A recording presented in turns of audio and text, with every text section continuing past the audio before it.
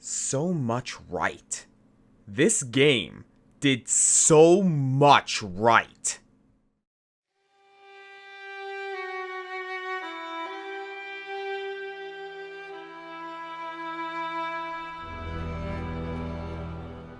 So, to kick off the new year, and at the request of my patron Bahamut Omega, we're going to be looking at what I consider one of the best games that I've played in the past couple of years, the new God of War.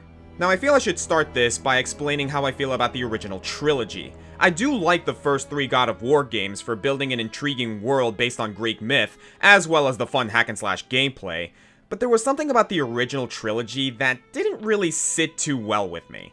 I'll praise the awesome boss fights and the surprisingly nuanced characters from here to Mount Olympus, but the gameplay gets really repetitive even for me after a while, and while I do like some of the takes on these Greek figures, a lot of them just end up being dicks 24/7.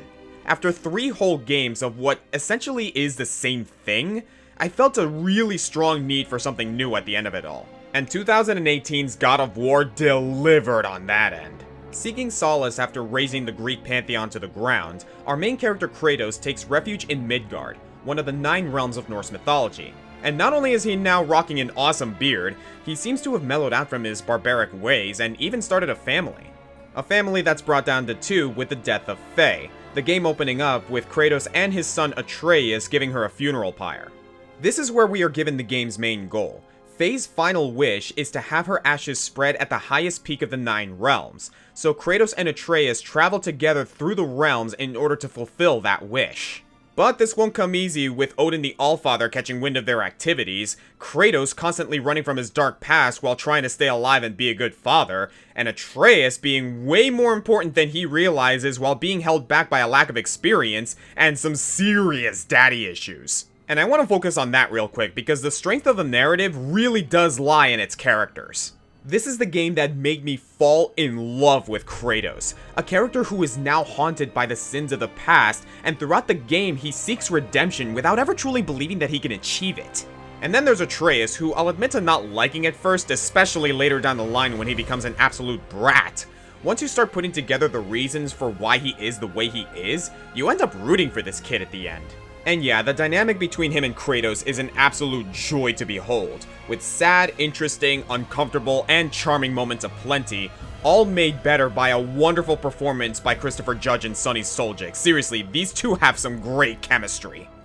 Why are we going up when what we need is all the way down there? Think. Well, the chisel tip is under thick layers of ice, so melting it won't work. Correct. There weren't any shattered crystals nearby for me to shoot, so that's not an option. Correct. That just leaves smashing the ice. We need something ridiculously heavy to... Oh, I get it now. Good. And thanks to this game's Nordic setting, we meet a lot of awesome characters along the way. Some friendly, some hostile, but all of them very interesting and rich with detail.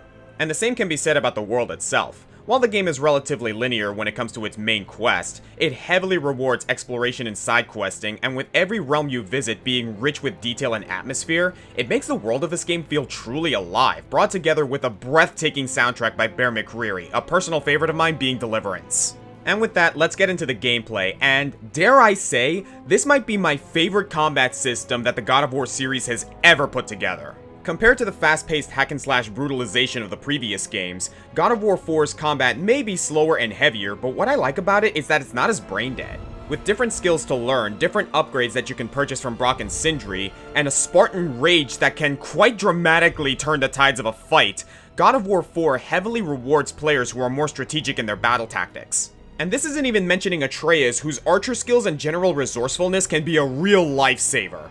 At times, literally. And all of this comes together beautifully during this game's boss fights, often ending in the classic quick-time event massacres that Kratos is known for. If I had to pick a few favorites, I'd say the battle against Baldur, the gruesome twosome Magni and Modi, and that mother-effing dragon. I'd love to praise more of this game's qualities, like the charming banter between characters, the myriad of puzzles that make for great brain exercises, as well as the clever world building provided by the charming Mimir, but I just don't have the time. If I had to make one complaint, I'd say that this game has a slight lack in enemy variety. I love fighting trolls as much as the next guy, but after seeing this QuickTime event finisher for the 5th time, I started to feel like I was spinning my wheels a bit. But seriously, if that's the only complaint I have, I'd say that this game's a winner.